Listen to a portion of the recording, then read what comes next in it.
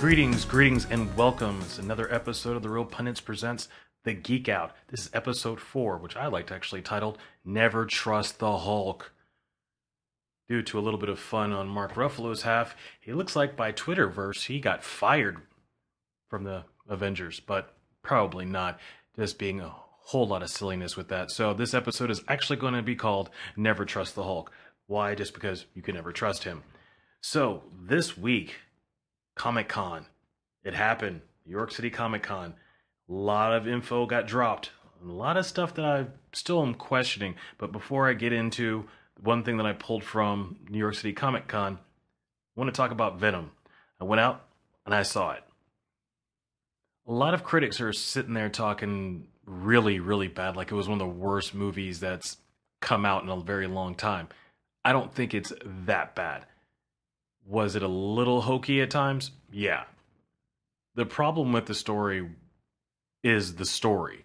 You start removing the main key factor of what Venom is. He's a Spider-Verse character. Remove the Spider-Man, he's just a symbiote, as they kept on calling him the entire time. Now, the story didn't flow the way I'd want it to, and it had a lot of old school, like Ang Lee, Incredible Hulk. If you haven't seen that movie, then you won't know what I'm talking about. But very stylized, very pulp comic booky. It felt like someone was really trying to make this a comic book movie. And after the long line of things that we've gotten from Marvel as a company, not the Sony brand, but just from Marvel in general, this movie didn't hold up to that same level. Did I find it enjoyable?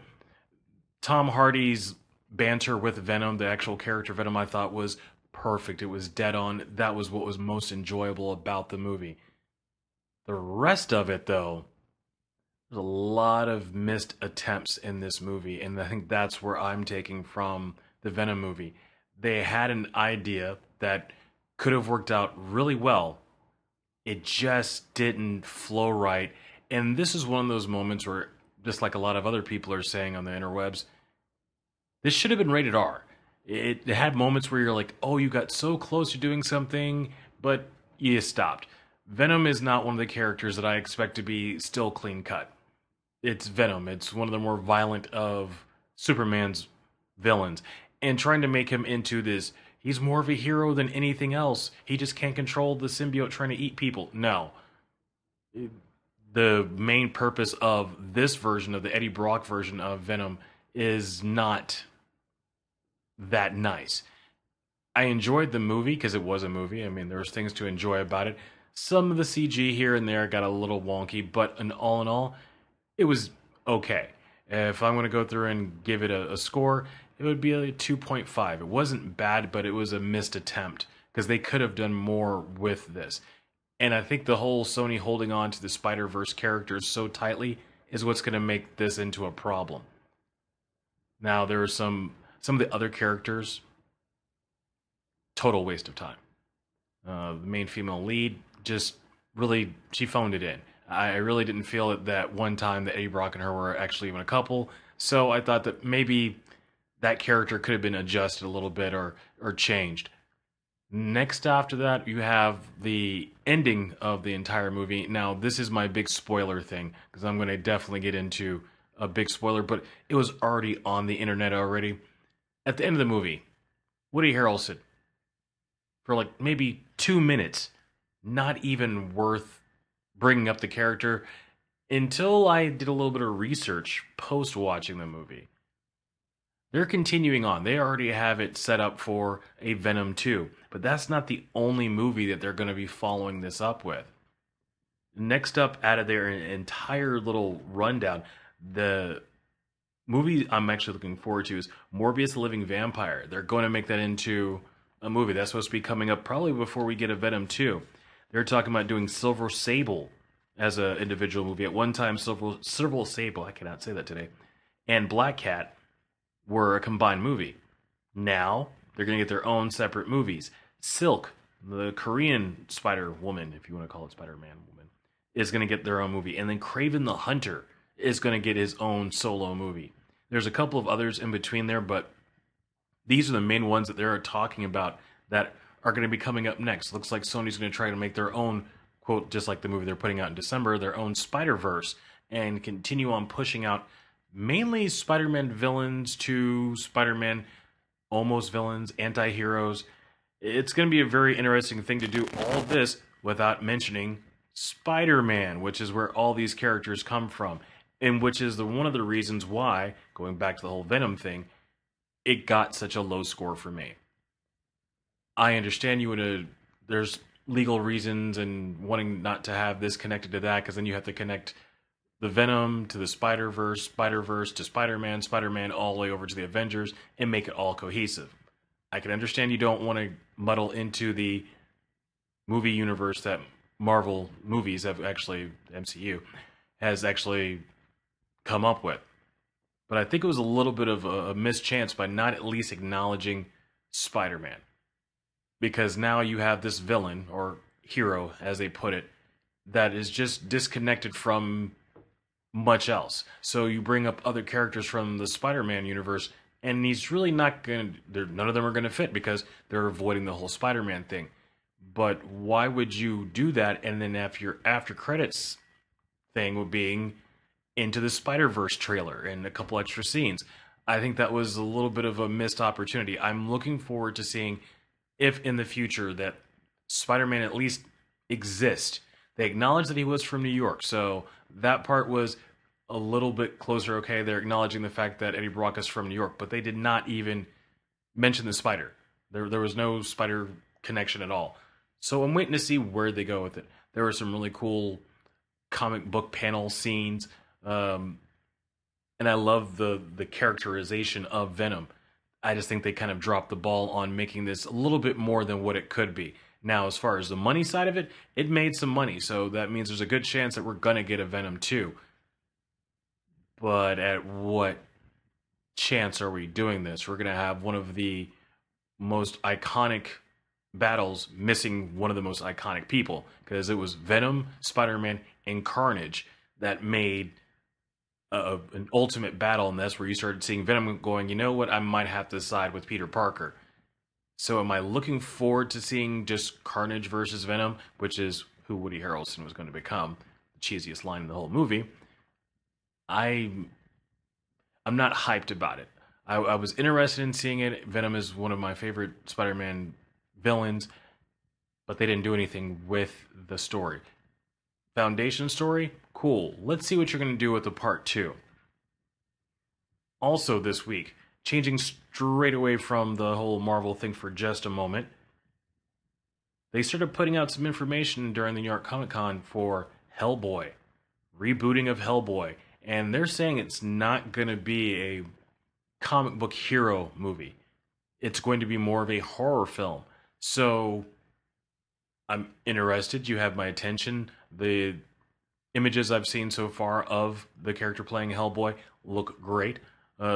Looks just as good as the Ron Perlman one. And of course, we're always going to be balancing everything that we see off of this new Hellboy on the Ron Perlman Hellboy. So I'm interested in seeing what they're going to go with it and where they're going to progress with it. So we're going to have to wait and see. I don't have much more information other than that. Mila's in it. Mila's going to be our main villain in the whole thing, and Mila is going to probably do this the same way she does all of her dark characters, and I'm just hoping that she adds a little something new to the entire movie. But hey, it happens. We'll see what goes on. There will probably be some nerd tears involving this one, because I'm holding on that this is going to be good, but I know it's probably not. So, next up, Doctor Who. Watch the new Doctor Who. I don't know what I think about it. Of course, first episode of any new Doctor, I give a little leeway just due to the Doctor doesn't even know that they're the Doctor. And they have to get their memories back and remember exactly which Doctor they are. So, we start off our first episode with the first female Doctor Who. And I feel like they hamstringed her. She had to create her own sonic screwdriver in the episode. Spoiler, by the way. Because if you're listening to it by now, it's been out for a bit, a couple of days, And if you haven't seen it, shame on you. I'm moving forward. So that's my other spoiler warning. It's a shame on you. But first, Doctor Who woman. And no TARDIS, which I've been flipping out about that ever since she fell out of the TARDIS. And now she starts off the episode missing her sonic screwdriver. And so she has to make one from scratch. Cool that she did it. I'm not hyped about it. I was kind of like let go of what could have been instead of what they gave us. So I'm waiting to see exactly where we're going to go with it. I think Jodie Walker did a great job. That's the new Doctor. That's the actress who's playing the new Doctor. She did a good job of taking the zaniness of the Doctor and then backing it up with Doctor-like threats. I would like to see this progress more now that she remembers that she is the Doctor, that she becomes whatever Doctor that she is. My first hint is maybe she's the Game Master Doctor, who is like the referee. Because she wasn't like the War Doctor like we had beforehand. Now we're dealing with a different Doctor. A lot of jokes made on that she told of herself of being female and all the changes that goes along with it. And her new team, that part I thought was done perfectly. It was beautifully done of connecting the people that she's going to be using as her companions. It worked out really well. So we start off with she has a team of people that are working with her for various reasons, just some by just happenstance, and we're moving the story forward. But still, the starting off with no TARDIS, I was already going, you finally give a woman a chance to have the role, and you strip away all the things that make all the other Doctors. And I thought that was kind of in this day and age of strong female characters, that we would see another Doctor that doesn't have to start from ground zero and make everything from scratch. Right now, end of the first episode, we're looking for our TARDIS somewhere in space. So I'm going to follow. I'm going to see exactly where they're going to go. Is this going to be another Doctor, kind of like they did with the Smith, where we start off and everything's in disarray and he finally has to pull everything together and then you figure out what type of Doctor Smith was? I think we're going to end up going through the same thing with the Jodie Whittaker Doctor. The episode itself was a perfect Doctor Who episode. We introduced some weird alien tech. Weird alien shows up.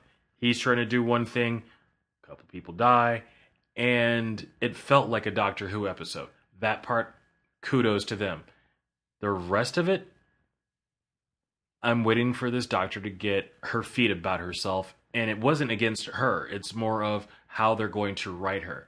I want my Doctor to have sonic screwdriver, TARDIS, and be able to back up some of the threats that a Doctor would. Without her being officially a Doctor in this episode, I felt like we're waiting for that moment. So episode 2, maybe probably by episode 3, I'm going to keep up with it.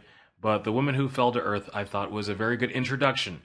Let's see where we're going to go. I'm not writing it off. I'm not even going to rank it. I really need to see more of what we're going to do with Jodie Whittaker's Doctor.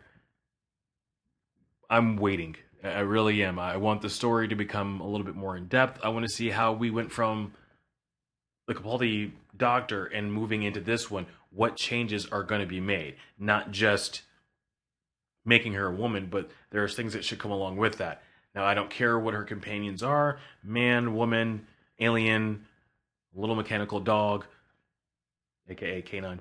I'd just like to see this story progress and for us not to get bogged down into, oh, because she's a woman, we have to go with this trope. Oh, because she's a woman, we have to go with that trope. I want my Doctor to be the Doctor. There's emotion within the Doctor. So allow that to also be a part of it. Let's not make her a Mary Sue. Please, let's not make her a Mary Sue, because all the other Doctors had their faults. They had something that they were not good at and they had to use their companions on. And they showed that in this episode. So I'm content with the direction that they're going. Jodie Doctor is, which I think I'm going to call her that from here on, is Jodie Doctor, or Dr. Jodie. Dr. Jodie sounds better. Dr. Jodie needed her friends or her companions, her new family, as she kind of pulled them together.